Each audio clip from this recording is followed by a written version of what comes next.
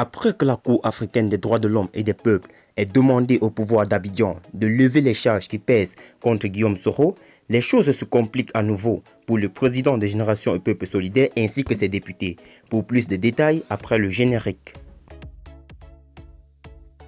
Avant de commencer, abonnez-vous à la chaîne et activez la cloche de notification car cela va vous permettre de ne plus manquer les prochaines vidéos. Let's go!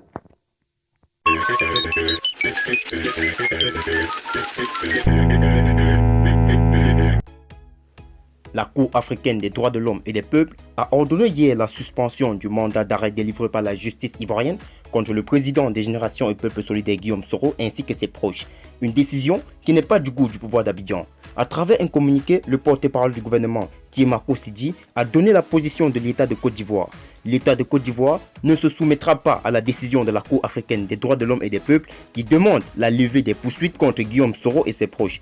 La procédure contre lui et ses proches reste en cours, a indiqué le porte-parole du gouvernement. Une position qui vient compliquer davantage les chances des soroïstes qui croyaient voir leur mentor les prochains jours sur les bords de la langue et briller.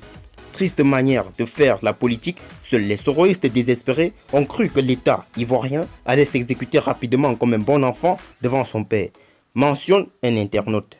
Rappelons que Guillaume Soro, président des Générations et Peuple Solidaire, fait l'objet d'un mandat d'arrêt international émis contre lui depuis son retour avorté à Abidjan le 23 décembre dernier.